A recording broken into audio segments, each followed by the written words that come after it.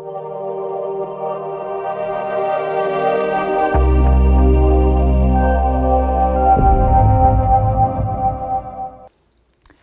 powerful way that Dr. Susan Jeffers recommends that a person overcome fear is by tapping into your higher self, or as Napoleon Hill referred to it as, infinite intelligence. I like to call it what it really is, and that is God.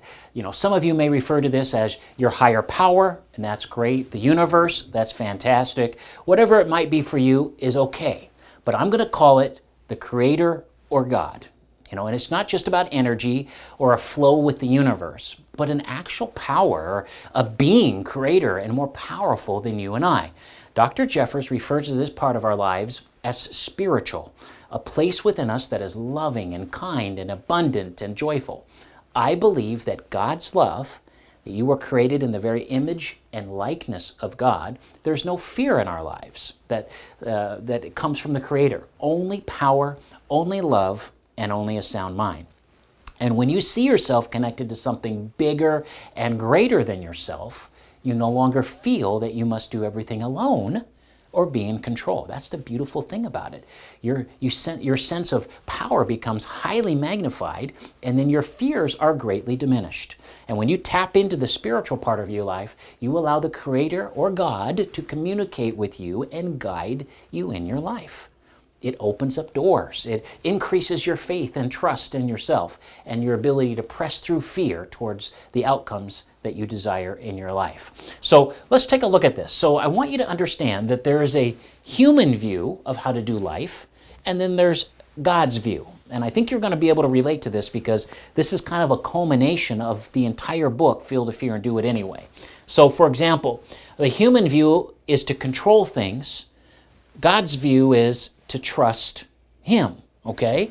To trust somebody other than yourself. 2, self-centered, love. Fear and worry, trust. You could even put gratitude in there. 4, anger and resentment. We just talked about this. Forgiveness, all right? The answer to anger and resentment is forgiveness. So the human view is to take. God's view is to give and receive. 6, a human view is to doubt yourself, right?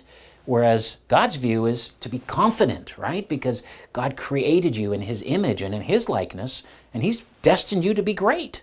It's only when we start allowing that negative self-talk to go on and allow all the experiences of our past to just culminate into this, what I call human view. Stress versus peace. All right? The human view of being weak, whereas God's view is powerful, right? God wants us to be powerful. 9, human view wants to be victim-oriented, whereas God wants us to be responsible for our decisions. And sometimes those aren't the best decisions, but when we accept responsibility for them, then things can really turn around to be a really positive thing for us. Victim mentality never gets you anywhere. 10, a human view is to be insensitive, whereas God's view is to be compassionate and to be merciful and to actually want to help people. 11, human view is to think small, whereas God's view is to think really big. I mean, think about it.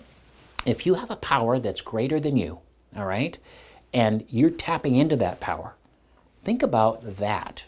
So instead of just trying to do things on your own, now you've got this incredible power that's at your availability and your resource. It's incredible when you think about that. And then number 12, scarcity mentality is the human view, whereas abundance mentality is actually God's view. So instead of living solely and completely with the human view, I'm encouraging you to allow God to speak to you and be part of your life, and to watch the fear factor for you greatly diminish in your life.